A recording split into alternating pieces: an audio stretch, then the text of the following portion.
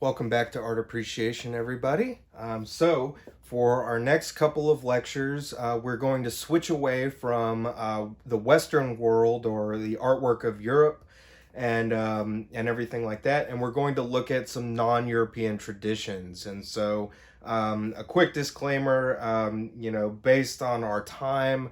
We're not going to be able to get to everything that exists out there, but we're going to try to show a kind of nice wide breadth of different, kind of cultural backgrounds, looking at tradition, Asian arts, the artworks of Africa, the Americas, et cetera, et cetera. So today we begin with the traditional arts of Asia. So jumping on in.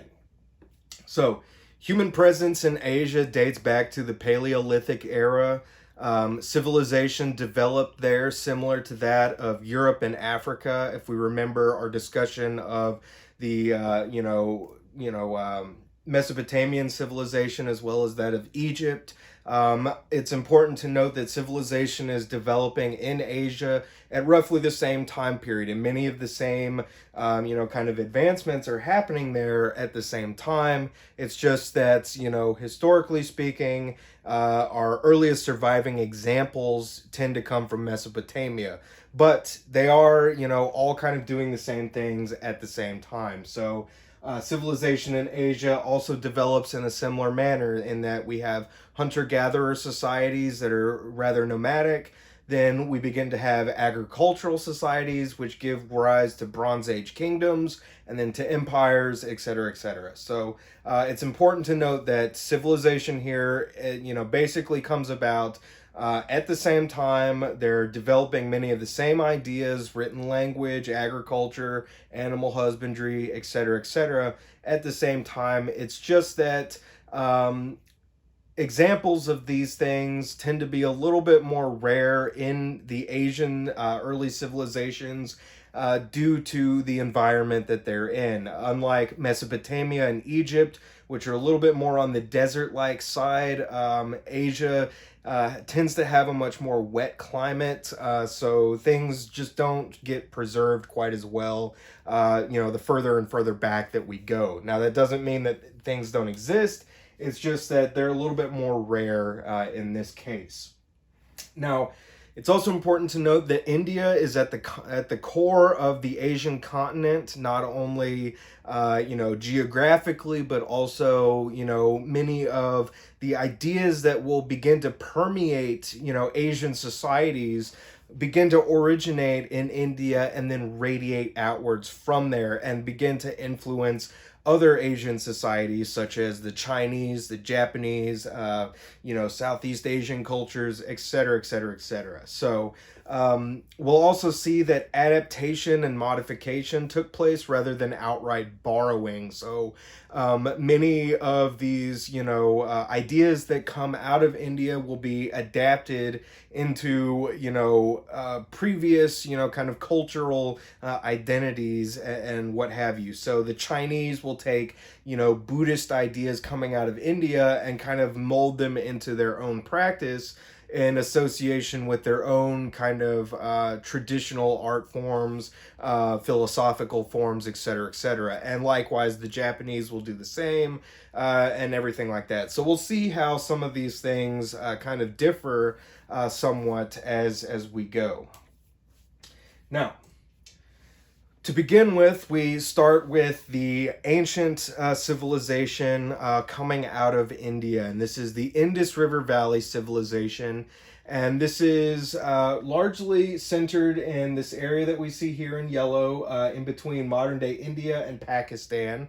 And in this, we have two major cultural centers, and these are kind of the two major cities out of several thousand in this region. But these ancient cities of Harappa and Mohenjo-Daro bear evidence of a very high level of civilization between 3,000 and 5,000 years ago. And so this is roughly concurrent with ancient Egypt and ancient Mesopotamia. So if we see here, we can see Harappa up here in the north and Mohenjo-Daro further down to the south.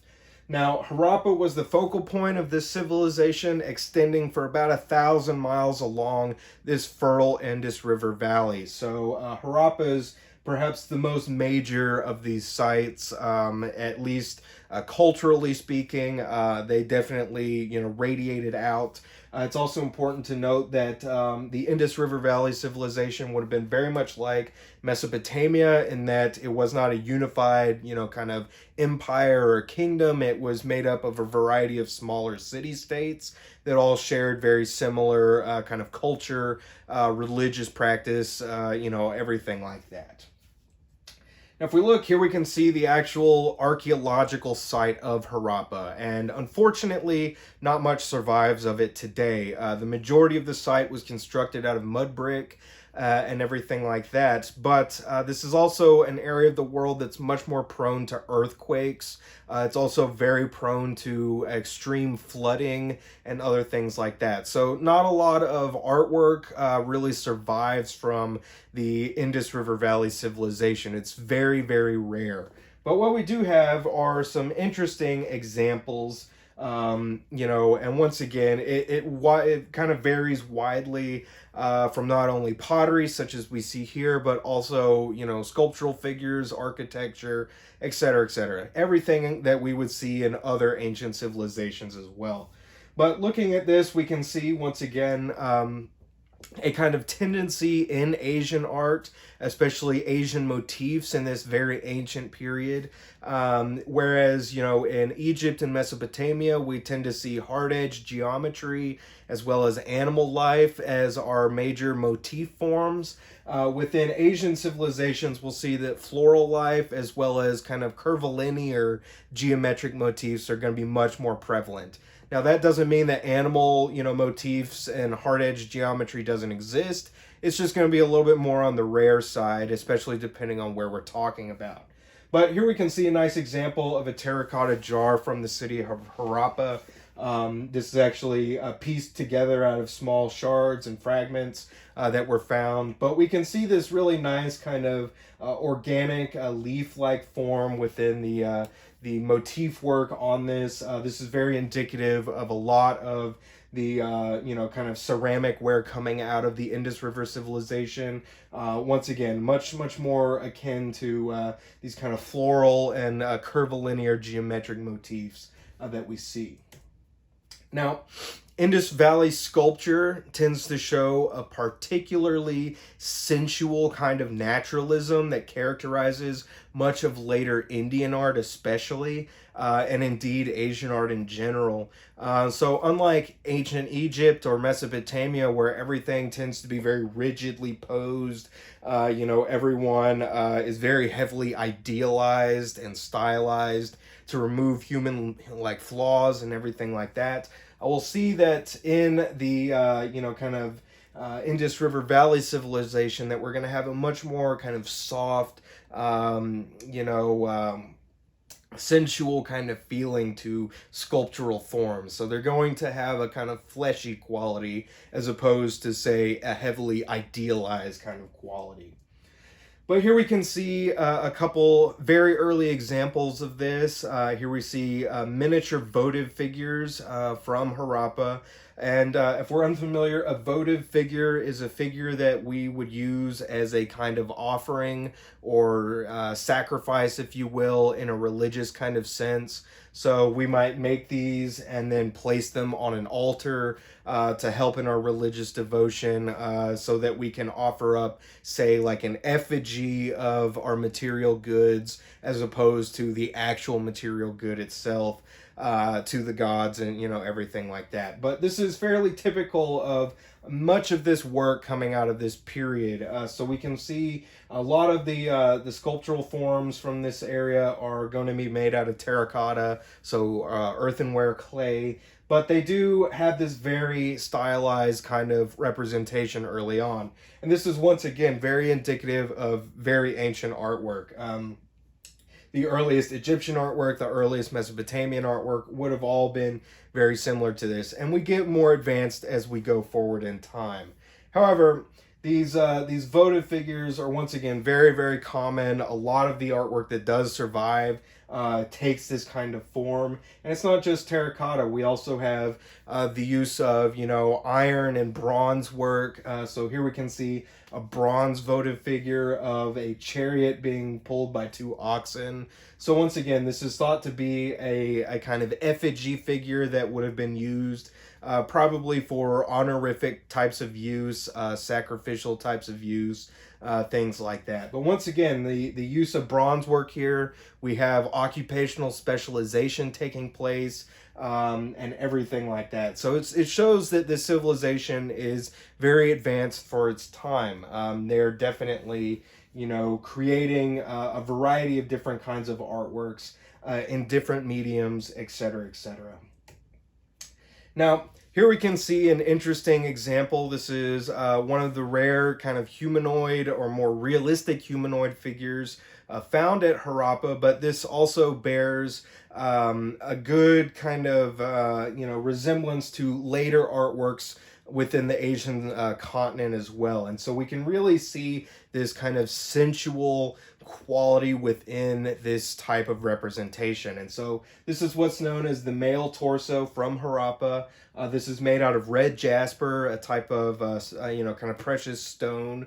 But we can see in the body here that we get a sense for the pudginess of this male torso. So we can see that little bit of a gut, kind of hanging over and everything like that. The form itself is much more rounded. If we compare that to, say, ancient Egyptian artwork, where everyone is very formally represented without humanly flaws in the same kind of way, it's very idealized. Whereas this is showing a much more, kind of naturalistic representation of the human form. And once again, this is something that will go on to permeate later Asian societies.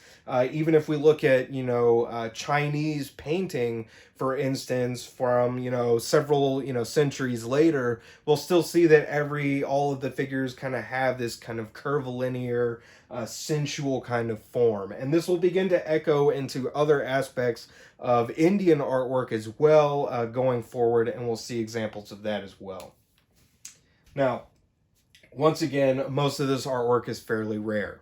However, we can see here the site of Mohenjo-Daro, our other major kind of cultural center in the Indus River Valley civilization. And once again, the ruins of Mohenjo-Daro are very much like Harappa. The majority of the city was built out of mud brick and was susceptible to earthquakes and flooding for many, many centuries. But what we're looking at here is the kind of, city center of Mohenjo-Daro. Specifically, what we see here in the foreground is a large kind of cistern, which would have also acted as a kind of, public baths, or a place that we could come and get water for drinking and cooking and other things like that. So once again, it shows a great level of civil engineering. So they're, using their architecture to channel runoff into, usable spaces and everything like that. The city itself would have been very advanced for its time and everything like this. Unfortunately, most of it just does not survive today. But we also see a variety of other, kind of art forms similar, coming out of Mohenjo-Daro. Here we can see an example of a terracotta, bowl that's also coming from Mohenjo-Daro. I like this one because we do have an animal motif in this, and a little bit more kind of geometric elements. However, we can also see some of those curvilinear geometric forms on the side as well. However, I do like this example because, unlike a lot of artworks from this time that represent animal forms, we actually have the addition of a mythical animal in this case. And I always like that kind of stuff. So here we can see a griffin kind of, creature in this representation. So a little bit more unique in that regard as well. But once again, very, very typical of a lot of the artwork coming out of this region and everything like that. But Mohenjo-Daro is also, well known for its, bronze work and metallurgy and things like that. Here we see a figure that's known as the Dancing Girl. This would have probably also been used as a type of votive figure, so it would have been used as a kind of offering. This particular figure, I believe, is only about 3 or 4 inches tall. It's very, very tiny. but yet the level of detail in it is quite remarkable considering its size. But we can see once again a very sensual kind of form. So we see this, this girl is depicted nude. However, she is depicted wearing a variety of different kinds of jewelry. And it's thought that this is meant to be a dancing girl based on her stance as well as the jewelry she's wearing. So we can see she's wearing a variety of rings around her arm, which would be used to clank out, a kind of beat or a tune. And we can also see that her leg here on the right side is bent as if she's tapping out the beat with her foot and everything like that. So once again, this is thought to be a dancing girl. It's not quite well known exactly what it was meant to represent in originally, but based on some of these ideas, this is the sense that it kind of gives off. But once again, we can see this kind of very simplified, stylistic representation. Once again, much more sensual. It's still not really focused on being very, very realistic yet. But as time goes on, it will become more realistic. Or naturalistic, I should say. So that brings us to this example. And this is probably one of the, more naturalistic forms found at Mohenjo-Daro. This is what's known as the priest king figure.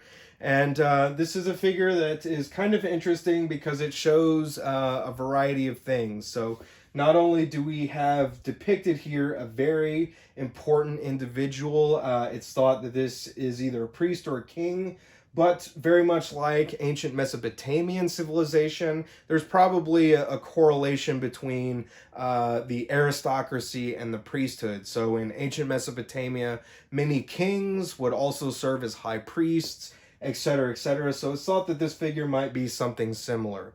Now we know that this is an important individual based on a few things. First and foremost, we can see this air of, importance about him. He definitely looks like an important figure based on his stance, his kind of facial gesture. He seems very regal. He's also important enough to have been, rendered in stone.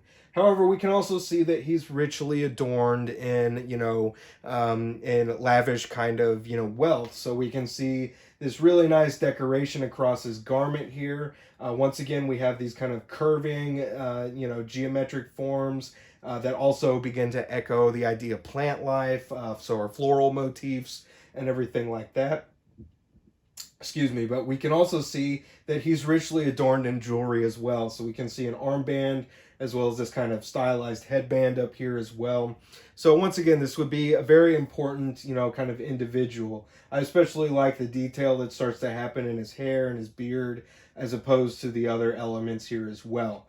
But once again, we can see this very kind of curvilinear, sensual form. It has a much softer, rounder kind of feeling versus, say, extreme angular, like think about Greek sculptures that are, everyone's got chiseled abs and everything like that. We still have this much more fleshy, sensual kind of quality. And this is, as this evolves, it begins to echo certain ideas about our communion with the divine and everything like that. And we'll see a little bit more of that when we get into Hindu art here in a second.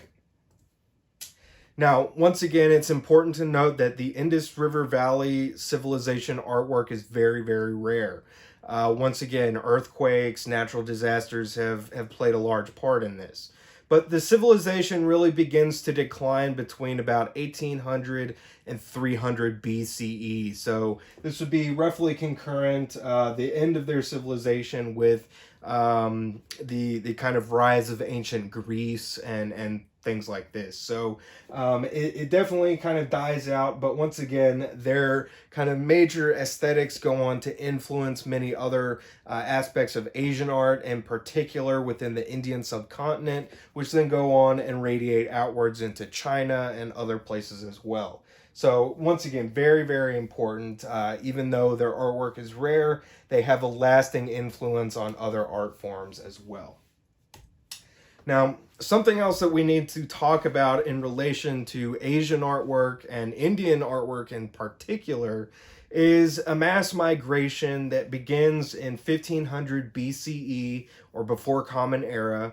And this is when the Aryan tribes from the northwest and what is modern day Iran and Central Asia begin to migrate and invade this Indian subcontinent. So, if we're unfamiliar, the Aryan people were a real historical people from the Caucasus region and the kind of Iranian plateau that begin to migrate south into the Indian subcontinent. Now, this has nothing to do with the, kind of Nazi idea of Aryan peoples or anything like that. This is a real historical group of people that come in and they bring many different influences into the Indian subcontinent.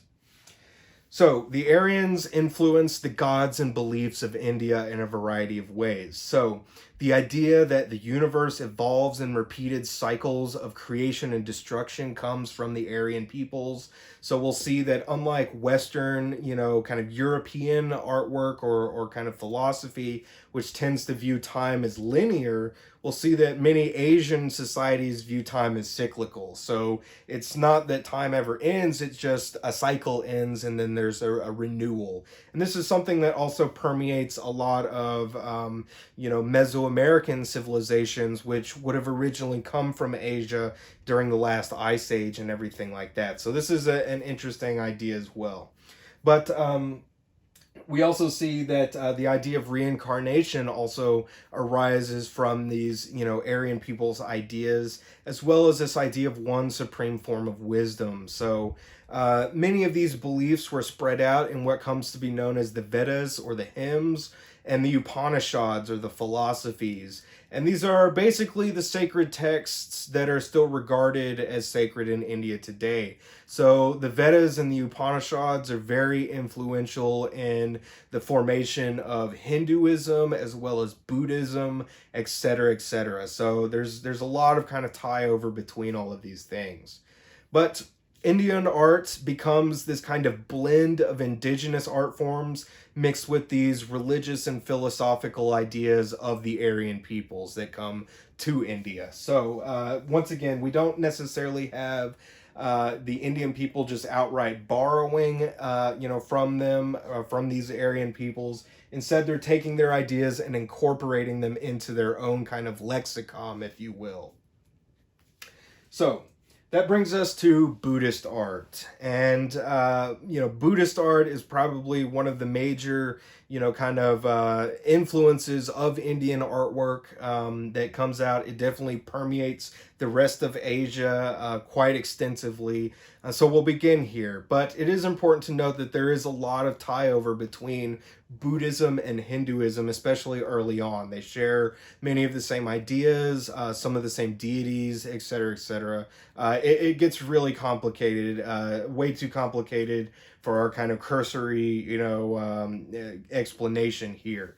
However, the Buddhist religion begins when Siddhartha Gautama achieves enlightenment. And so here we can see a representation of Siddhartha. We can see all of our major kind of Buddhist, iconographical representations here.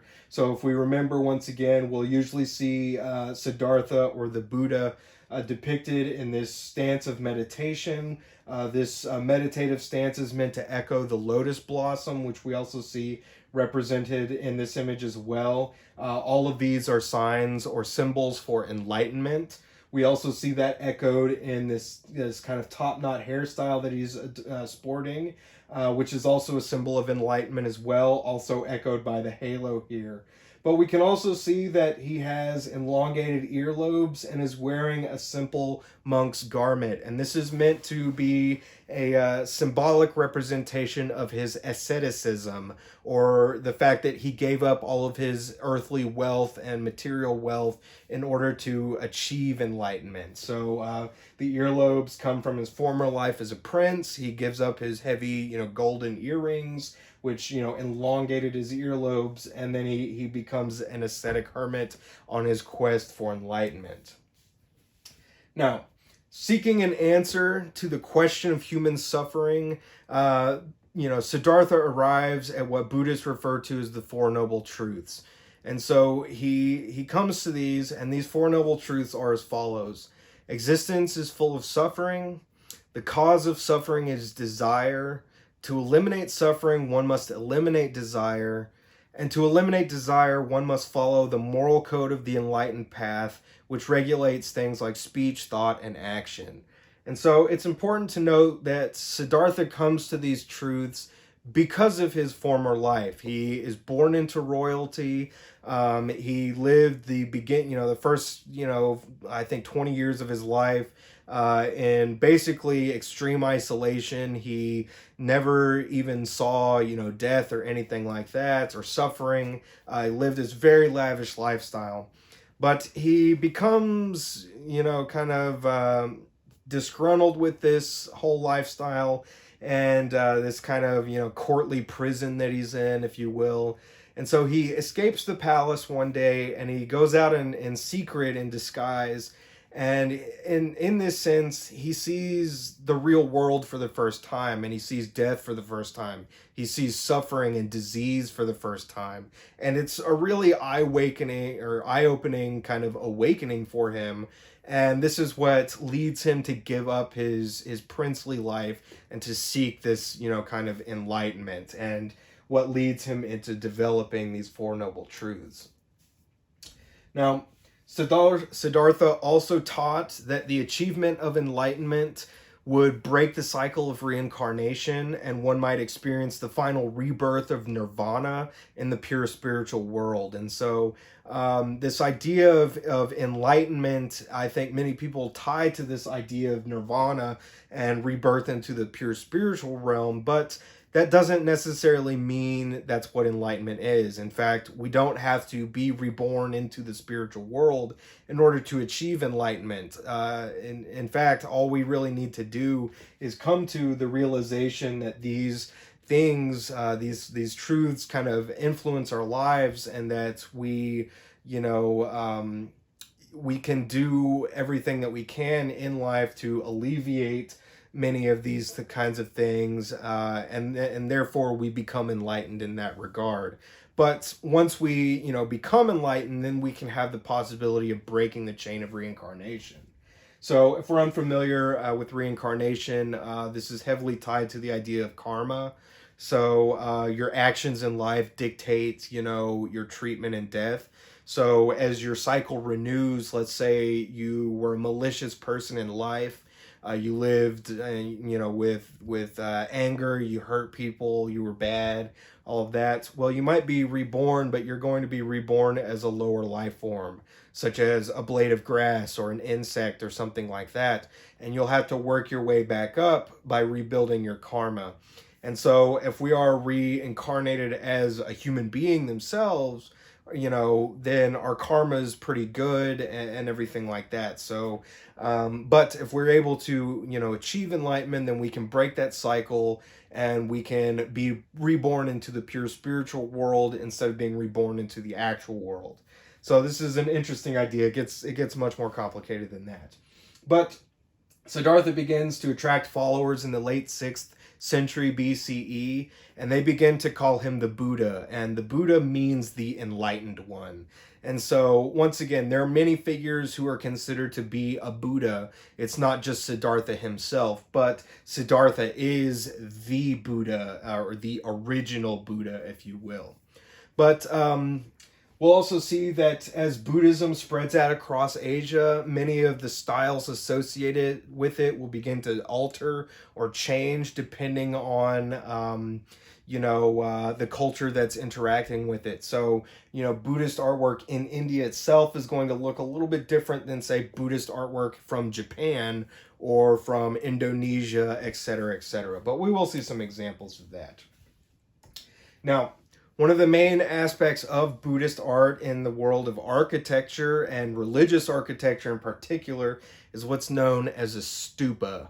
And so a stupa is a dome-like structure that evolved from burial mounds used in Buddhist religious practice. And it's important to note that, very much like our ziggurats in ancient Mesopotamia, the pyramids in Egypt, many of these stupas also have this connotation to this whole idea of a holy mountain, or a mountain that kind of arises in the primordial time, and kind of ushers forth the world, if you will. So there's a lot of kind of connotations to that as well. So I've always found that kind of crossover to be somewhat interesting. But here we can see a very basic stupa. This is modeled after the great stupa at Sanchi, which we'll see in a second. But it's important to note that depending on where we're at in Asia, these stupas are going to change dramatically as well. So here we can see the great stupa at Sanchi. This is perhaps the most important stupa because this is actually said to contain the actual physical remains of Siddhartha himself. So it is thought that this is the actual burial place of the Buddha himself. So it's a very important site. It's very, very sacred. It's a major pilgrimage site in India even today. And everything like that. But it's also a very, kind of interesting structure. So it's built between the 3rd and the 1st centuries BCE. It's expanded upon over time. So, but if we look at it, we can see the main structure here and one of the 4 gateways. All of these gateways are oriented to the natural cardinal directions, north, south, east, and west. But if we were to actually go and use this structure, what we would do is we would enter in through the gateway and we would ambulate around the structure, saying prayers and meditating as we went, and then we would ascend to the next level and do the same thing. And so it's not only a structure that's meant to help us in our meditation and in our prayer, but it also serves a physical practice in that we are meant to circle around the building while we, make our prayers and make these kind of contemplations and everything like that. But if we look, we can also see all these gates are very richly depicted with a variety of different information that's related to the idea of the Buddha and to the structure itself. So if we look here, we can see 2 of the bas reliefs on one of the gates. On the top here, we have King Ashoka visits Ramagrama to take the relics of the Buddha from the Nagas. So this would be when the relics of the Buddha were actually moved from their original location to the location at Sanchi. And so we can see King Ashoka, who is one of the most prominent Indian kings in history, comes to pay his reverence to the Buddha himself and then to bring his relics back to this location. But likewise, we can also see on the southern or the lower one here, we can see war over the Buddha's relics at the city of Kashingar. So once again, the relics of the Buddha, which are said to be buried in this structure, are very hotly contested. Many people sought to, possess them to legitimize their own power, all kinds of things like that. I'm sure the Buddha himself would be very aghast at that idea. But if we look at these, it might be a little hard to see. We can also see this sensual quality permeating from that, Indus River Valley civilization artwork. So all of our figures have this very rounded, curvilinear kind of form. They all appear to be kind of pudgy and a little fleshy and everything like that. But aside from that, we can also see the use of hierarchical scale in these as well. So we can see King Ashoka here on the top right, being drawn in the chariot, and he's depicted at least twice the size of most of the other figures. So once again, this is meant to echo his importance within the scene itself. Likewise, down here we can see in this battle scene our more important figures riding elephants are all depicted much larger than, say, the common foot soldiers and whatnot in here as well. This is also meant to start to kind of imply spatial depth within this, kind of relief sculpture as well and everything like that. So it's kind of interesting. But we can also see a variety of, more mythological aspects of, Buddhist tradition as well as symbolic representations of the Buddha as well. So I like this particular one because I also feel that it has some similarities to aspects of Christianity, in that here we see the temptation of the Buddha by the daughters of the demon Mara. So this has kind of a correlation to the temptation of Christ and everything like that. So there's just a kind of commonality there, in my opinion. However, we can see all of these demon figures represented on the right side of the image, and so once again we can see they all have that kind of fleshy quality. They're all depicted kind of fat and everything like that. But if we look, we see a representation of the Buddha, but he's not represented as a human. And so this is an interesting representation, in my opinion, because many times you'll see the Buddha referenced in a non-human form. And so if we look over here on the right, we can see a lotus tree. And so once again, this is meant to symbolically represent the Buddha himself, given that the lotus is also a symbol of not only meditation, but also of enlightenment and everything like this. So we many times we'll see the Buddha, or Siddhartha, if you will, represented in non-human forms as well. So it's kind of an interesting thing there. Now, it's also important to note that stupas evolve as they move across Asia. So a stupa in India is going to look one way, whereas a stupa in China or Southeast Asia or Japan is going to look much different. So here we can see this is the Shuangdong Pagoda in Yangon, Myanmar. So this is Southeast Asia, but this is a masonry structure that's covered in 60 tons of pure gold. And so we can see this is a much larger structure than the Stupa Sanchi, much more ancient structure than this, which is a little bit more current. This was built between the 6th and 10th centuries during the medieval period. But this structure would, be used in the same way as the Stupa Sanchi. We would be meant to ambulate around it while we said our prayers and meditated, etc., etc. However, pagodas, in which is the more traditional kind of stupa form in places like China and Japan, begin to incorporate this idea of the stupa into these traditional Chinese watchtowers. So if we're in China or Japan, we're going to have stupas that are much more akin to this, a much more tower-like element. But it's important to note that they would be used in a similar manner, in that we would still ambulate around them, we would say our prayers, meditate, etc., etc. But once again, just a nice example of how different cultures are incorporating the same idea, but using them within their own kind of cultural aesthetic, if you will. Now, something else that's interesting that happens in Asian artwork in particular, along the kind of frontiers of this Indus River Valley civilization and within India itself, is that we have this really interesting kind of artistic collaboration that begins to happen. So, Alexander the Great conquered large swaths of Asia in the 4th century BCE, and this leads to one of these great artistic fusions. So if we look here in green, we can see, Alexander the Great's empire at its height. It comes all the way down through Persia, or modern-day Iran, and up into Bactria, which is modern-day Afghanistan and Pakistan, and even into India itself. So very, very large. But what's interesting is that the Greek influence within this region extends all the way up until the Roman period. And so some interesting things happen because of that. And one of the major art forms that comes out of this is what's known as a bodhisattva. And a bodhisattva is a person who is on the point of achieving enlightenment, but delays in order to teach others and to help them to become enlightened themselves. So these are Buddha-like figures. Many of them are said to have achieved enlightenment. However, they do not go on to be reborn into the spiritual world of nirvana like Siddhartha was. So they kind of remit just a little bit, stay behind, and help to bring others into this kind of enlightened path. But if we look here, we can see one of these Greco-Indian Bodhisattva characters from the city of Gantara, or the region of Gantara.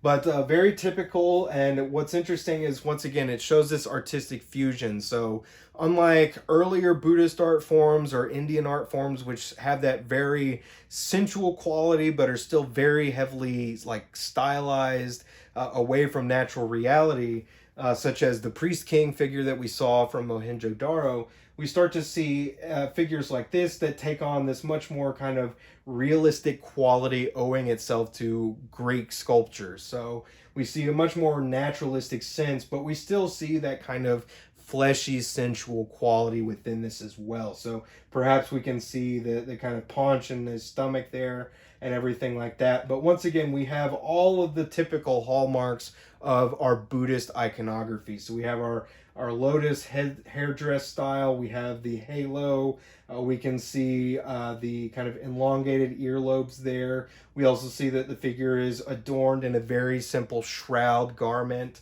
of an ascetic hermit. We also see the lotus blossoms being, kind of represented down here. But once again, if we look at the face has a much more naturalistic or realistic kind of sense to it, as opposed to earlier, kind of representations or later representations, and we'll see some of that as well.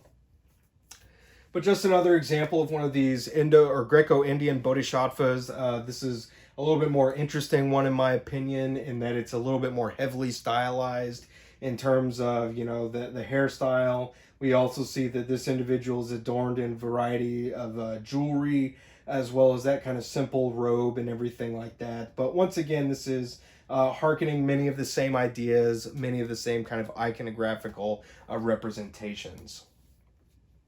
But over time, this begins to revert more heavily back towards this kind of sensual stylization over time. So as the Greek influence begins to wane, we'll see that the Indian kind of aesthetic comes back into play. And so this really becomes more prevalent in what comes to be known as the Gupta era. So this is a period of time during the Gupta Empire, where we start to see more of this kind of, backtracking toward this more traditional representational form. But we do still see that this kind of naturalism is still somewhat evident in this type of sculptural work. But we still, once again, have all of our major Buddhist kind of iconographical hallmarks here. So our top knot, which has become more stylized, elongated earlobes, simple clothing, meditation, gesture of prayer and blessing, the halo also symbolizing enlightenment. In this case, we also have the addition of two, kind of Buddhist deities here, which are meant to echo this idea of the enlightenment as well, and everything like this. Now, that brings us into Hindu art. And so Hinduism is a very complicated religion. Once again, Buddhism is kind of an outgrowth of Hinduism, more of a philosophical outgrowth of it. So there is some commonality between them. Some of the deities are shared depending on, where we're talking about or what kind of context we're talking about. But generally speaking, Hinduism recognizes three principal gods out of roughly 3 million additional deities. And so our three primary gods are Brahma the creator, Vishnu the sustainer, and Shiva the destroyer. Now it's important to note that the rest of these deities, we could think of it almost like patron saints in Christianity, in that we're going to offer prayers to these deities on a need basis. So we're not, Hindus are not actively worshiping 3 million gods. Instead, they're kind of actively worshiping some of the principal ones, but then we might go and make specific prayers or offerings to specific deities for specific things. So it's kind of on a need to know or need by need kind of basis, which is kind of interesting there. But these three principal gods tend to intervene in human affairs, either to guarantee the continuation or continuing evolution of the cosmos, or to restore the proper balance of good and evil. So once again, this owes itself to this whole idea of the cyclical nature of time within this context. So most Hindu devotion is practiced individually. So it's not really like, Christianity, where we're all going and, we're all chanting the same prayers at the same time. It's much more on a personal, individual kind of basis and everything like that. So once again, it gets much, much more complicated than that, depending and everything like this. But Shiva tends to be one of the most commonly venerated deities, especially in things like architecture as well as sculpture. So you'll see a lot of that. Now, in relation to this, Hindu temples, there are two major parts to a Hindu temple. These are a porch that is used for the preparation and purification of worshipers. So this is a kind of first kind of entryway. And then we have what's known as the womb chamber, also called the Garbhagriha, and this is the kind of sacred room where the image of a god is kept and where actual prayer and devotion is practiced. So it's a kind of interesting thing there. So here we can see one such temple. This is the Kandira Mahadeva temple. I believe this is also dedicated to Shiva. But we can also see a very common form of Hindu temple, especially in antiquity. This is built in 1030, roughly the medieval period. But this is actually an interesting temple in that it has two kind of porches on it. So we see the first one here with the first two spires, and then our second porch here in the center, and then the actual temple itself is underneath the large kind of spire here in the background. But it's also important to note that this temple, very much like the stupa or the ziggurat or the pyramid, also carries this kind of holy mountain connotation as well, in that, you know, this structure is meant to echo that idea. So this is a very common kind of form. But what's interesting about Hindu temples is they are extremely elaborately decorated.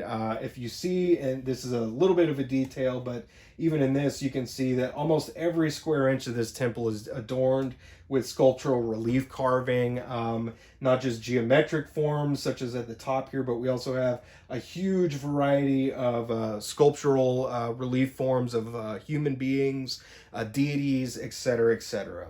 But something that I find interesting about Hindu temples in general is that many of them have rather explicit sexual scenes carved into them.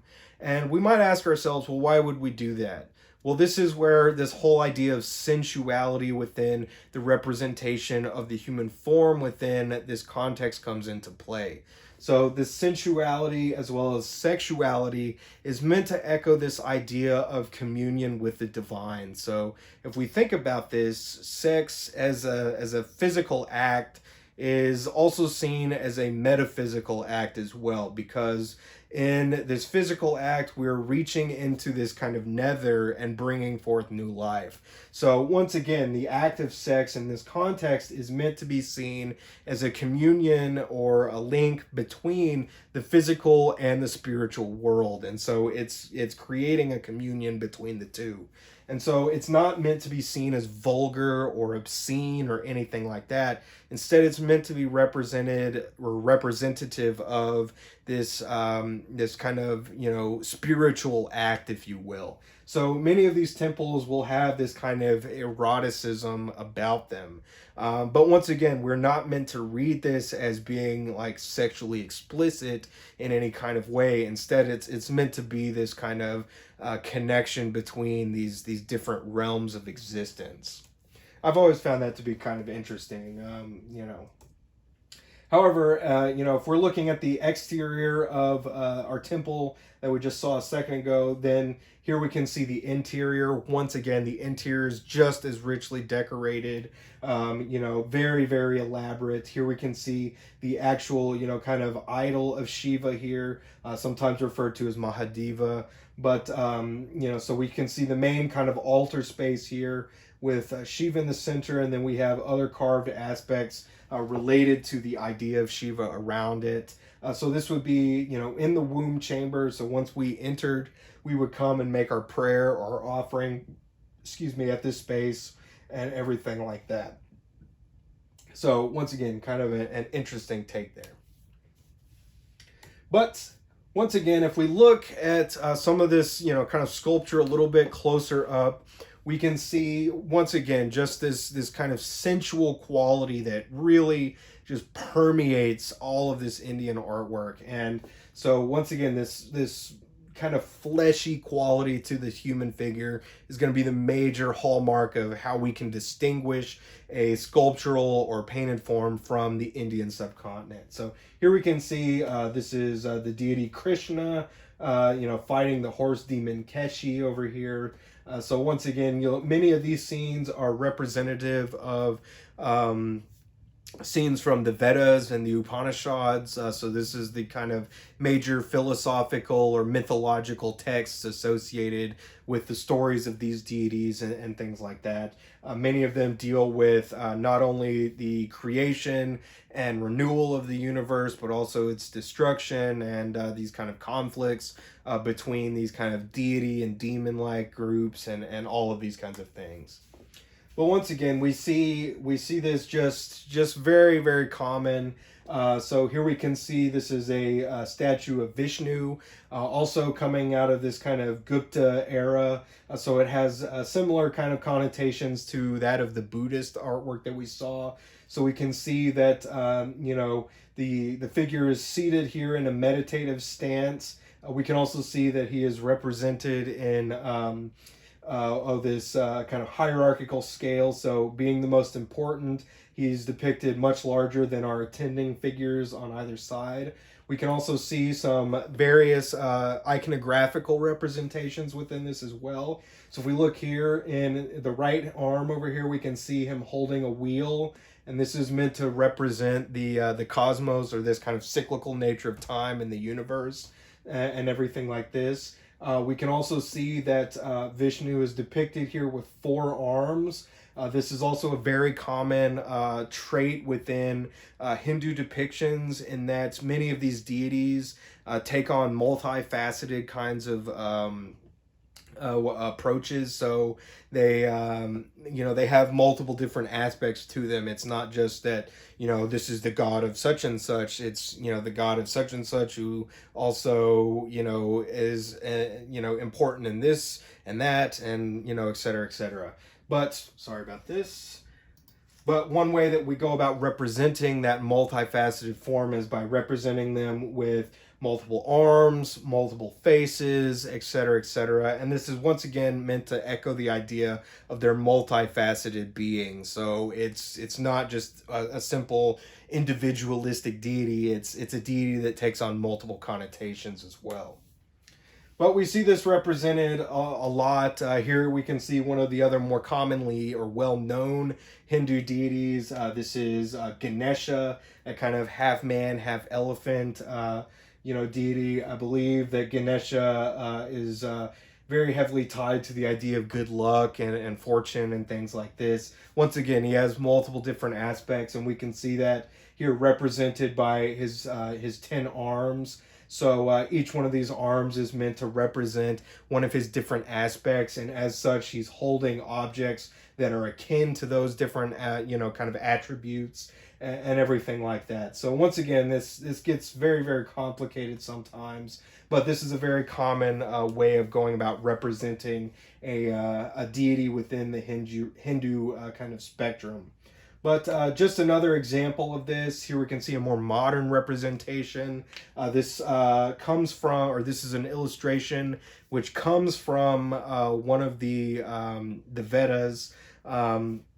So in the story, we have Prince Arjuna here down in the center, who is being, greeted by Vishnu.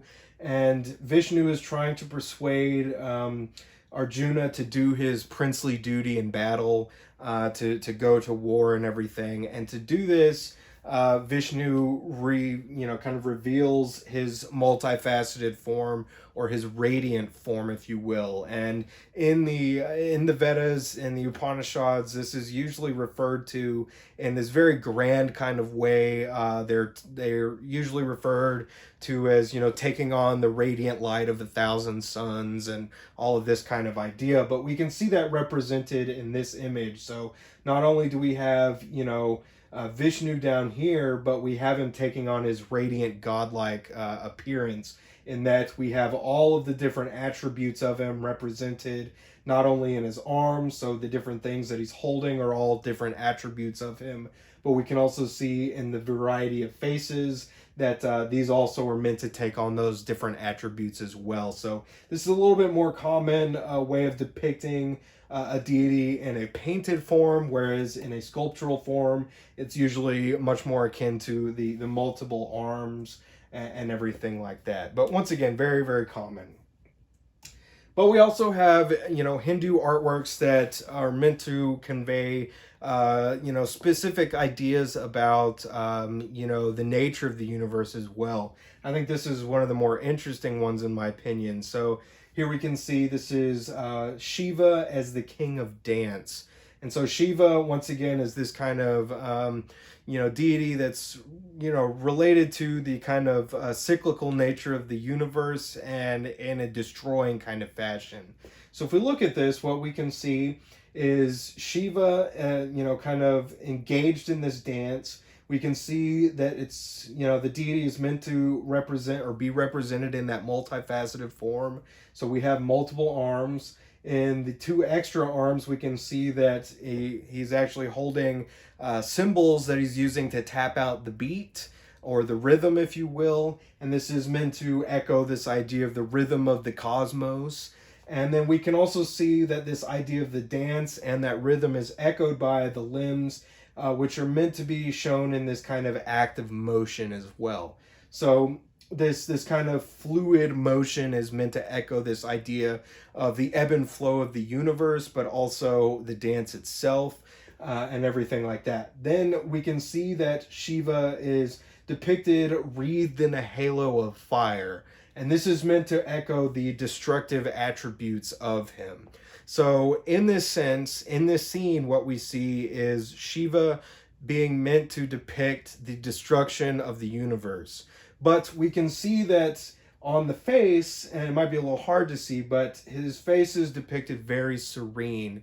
He's not angry, he's not afraid, and as such, we are not meant to be afraid of this because, once again, this is meant to echo this idea of cyclical time. This is not the end of the world, this is not the end of the universe, instead it is the destruction before the renewal. So we, as, as the viewer, are meant to see this and also be at peace as Shiva is, because we're meant to, understand that this is a kind of natural aspect of the ebb and flow of time, of the cosmos, of, creation and destruction, and all of these kinds of ideas. So I find that to be very interesting compared to Western art and Western, kind of philosophical thought, where time is linear and everything just happens in succession. Whereas in this, we're meant to view it more as a kind of cycle of events, as opposed to just one, kind of chain of events, if you will. So it's a kind of interesting aspect there. But once again, this is also a very, very common a form of representation. Once again, this kind of dance-like form is also meant to hearken this sensuality within the form of the deity itself. So we have it's almost kind of androgynous, if you will, because once again, these deities take on multiple aspects, not only male but also feminine, and et cetera, et cetera. So we're meant to kind of hearken all of these ideas within this one representation. So I find that to be kind of interesting. Now, from Hindu art, we move on to Southeast Asia, which is a very wide, kind of diverse region of the world. It incorporates, Myanmar or Burma, Laos, Thailand, Vietnam, Cambodia, Indonesia, the Philippines, etc., etc. But what's interesting here is that we have some very interesting blends of both Hindu and Buddhist aesthetics that kind of begin to happen. So we'll see some examples of that. So early Southeast Asian art is primarily Buddhist, but later movements begin to combine motifs, gods, and figures from both Buddhism and Hinduism, as each religion kind of develops its own interpretations of major Indian styles that begin to kind of migrate into Southeast Asia from the Indian subcontinent. And this is largely due to, trade and, merchants and, all of this kind of stuff. But it creates some interesting kind of, crossover there as well. So here we can see one such example. This is what's known as the Borobudur Temple or on the island of Java in Indonesia. And this is one of the largest stupas in the world. So this is a stupa, but it almost takes on more of a kind of temple or, kind of pyramid-like kind of construction. Now, it's not exactly pyramid-like those of Egypt or Mesoamerica, but it is a massive structure. It's built at about 800 CE, and then it was restored in 1835. So it's a very, very large structure. If we look at a cross section from below, we can see how we would be meant to interact with it. So if we see here, just like a stupa, at Sanchi, we're meant to actually ambulate around the exterior and then move up each level all the way up to the top. And if we look, the red down here at the bottom, the base of the structure, is known as the Kamadratu, or the world of desire. And this is meant to echo this idea of the physical world that we live in. And it's important to note that the entire structure, each one of these levels, is completely ringed by sculptural relief carving. And so if we were to lay all of that, relief carving out, it's something like 10 to 50 miles worth of relief carving. It's an extreme amount. But so all of the carved relief around the base in red here is meant to echo these ideas of the actual physical world, the world of desire, if you will. But if we move up into the orange section, or the Rapadatu, this is the world of forms. And so this is the kind of, physical world as well, but it's the world in which we begin to start to contemplate our presence within it, as well as, represented, or it represents, kind of our journey, or at least Siddhartha's journey towards enlightenment. So these are sculptural programs that we would, as the faithful, would be meant to contemplate as we ambulated around, showing not only the life of Siddhartha, but his journey towards enlightenment. And so we are meant to, view them and use them as inspiration, if you will. But then if we move up into the top, into the yellow area, the Arapadatu, this is the formless world. So this would be the world of nirvana, if you will, or it's meant to represent the pure spiritual world. And if you'll see, this area doesn't have sculptural or relief sculpture carvings. Instead, all of these little circles that we see are individual stupas, which house statues of individual Buddha or Bodhisattva figures. And so these are meant to represent people who have attained enlightenment and then rescinded or been received into the pure spiritual world. And so they're meant to be examples by which we are to live, if you will. If you see, the area in white is the actual stupa structure of the entire structure at the very, very top. But if we go, we'll see some of the relief carvings here. So here we can see a relief from this middle section, the kind of orange section here, the Rapadatu, the world of forms. Oop. But what we see specifically here is Queen Maya writing to Lambini to give birth to Siddhartha. And so we see, an ode to Siddhartha's origin as an earthly prince. So he's born into royalty, into trappings and everything like that. But we can see this kind of interesting Southeast Asian stylization of major Buddhist and Hindu forms. We still see this very sensual kind of representation, this fleshy kind of quality. But in this sense, the halos especially begin to be more pointed and more flame-like. So this is a kind of hallmark of this area of the world. But so we can see the queen here is represented with that halo in order to echo her kind of divine status, if you will. But a little bit further up, we can see another scene. This is a very important scene, in my opinion. Excuse me.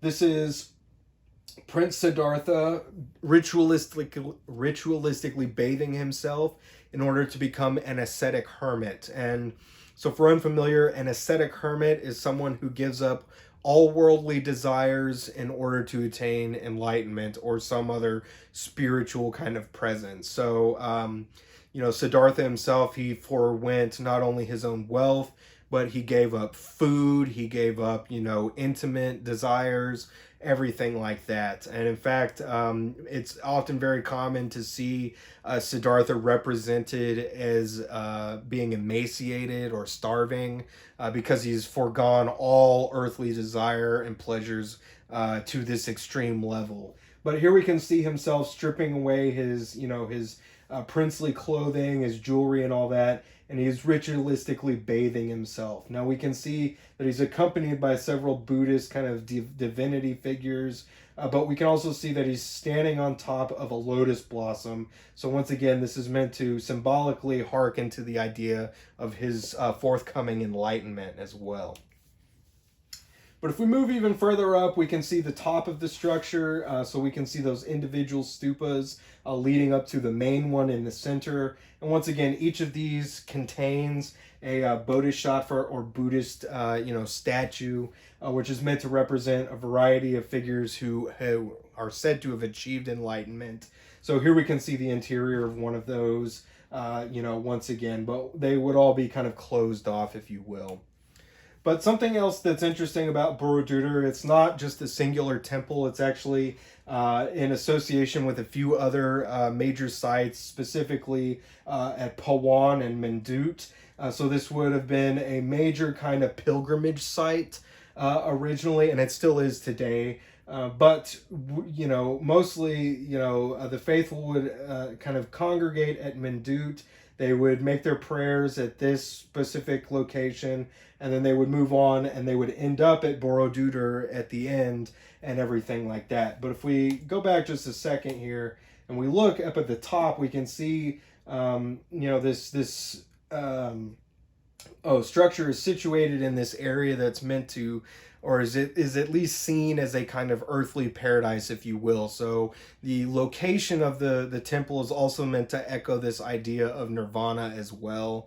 So this kind of, pure spiritual realm, or this kind of perfect realm, if you will.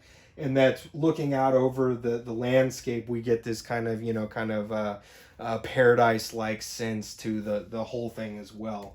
And so this would be further echoed by the, path of the pilgrimage through these various sites and everything like this as well.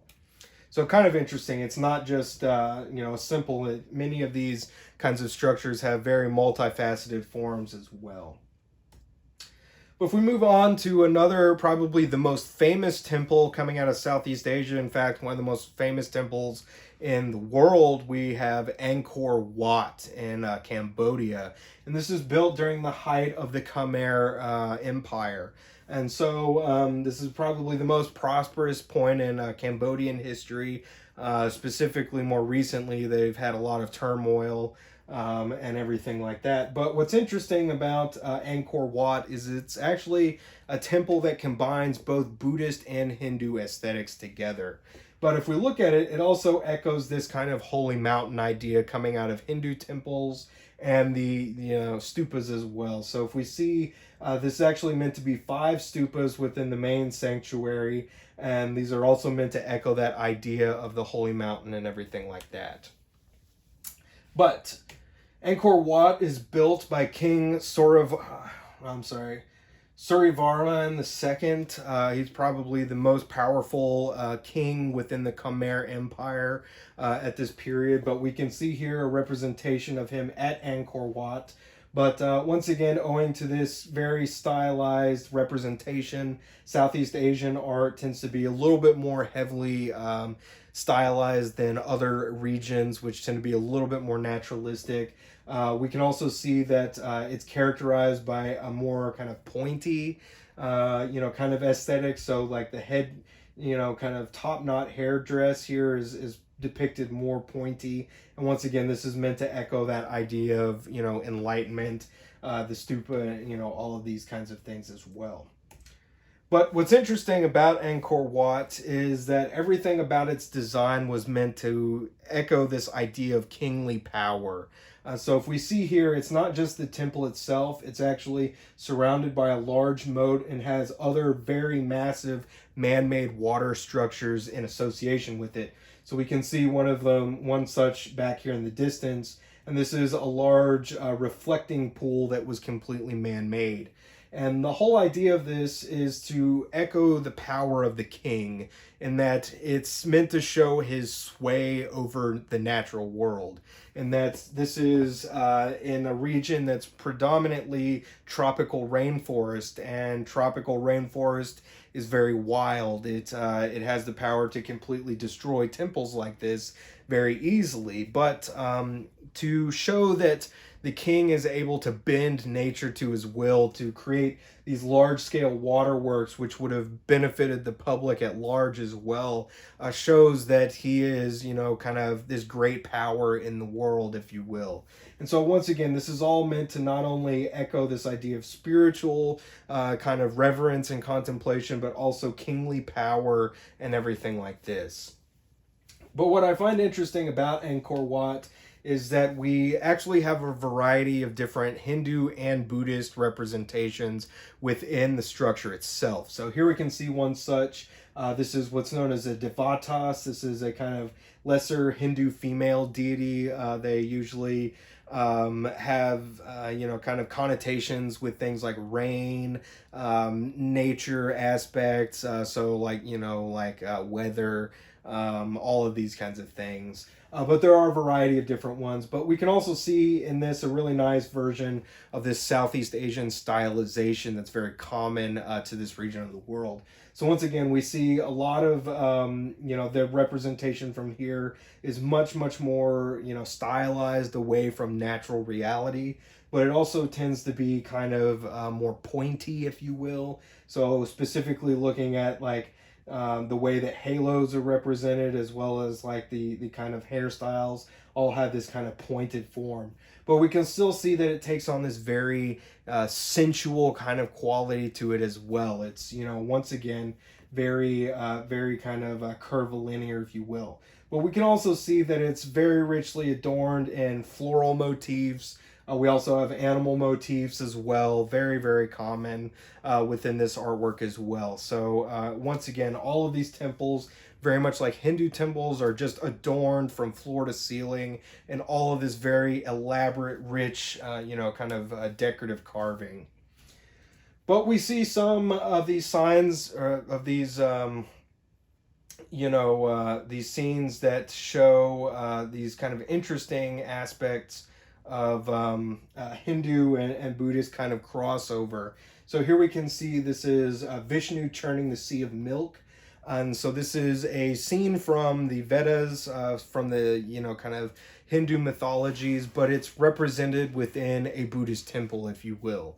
So what we see here is actually a kind of contest between these kind of heavenly figures, which we see on the right over here, and these kind of demonic figures over here. And both of them are seeking the elixir of immortality. And so this elixir of immortality is said to reside at the bottom of the Sea of Milk, which is a kind of ethereal sea that resides in the nether and whatnot. So they both go to Vishnu for help, and he agrees to help them both. And so he transforms himself into a large pillar. Sometimes in the story he's referred to as a turtle, which we see represented here. But then the two sides use him in this pillar form to begin to, stir this sea of milk to create a vortex so they can get to the bottom to get this elixir of immortality. And so they kind of work together, but at the last minute, Vishnu betrays the kind of demonic figures and gives the elixir to immortality only to the divine figures, which we see over here and everything like that. But once again, we can see he's depicted in his god form rather than the pillar form in this particular representation. But we see his multifaceted aspects and all of that. We also see these Buddhist connotations with the enlightened hairstyle and everything like that. Once again, the sensual quality. But I just think it's interesting that there's this kind of crossover that happens in this temple. It kind of switches back and forth between being a Buddhist and Hindu temple, depending on what time period we're talking about. But once again, there is a lot of kind of crossover between those two. So I've always found that to be interesting. So we're going to end this video there, and we'll pick up next time and look at the artwork of China and Japan. So we'll see you next time.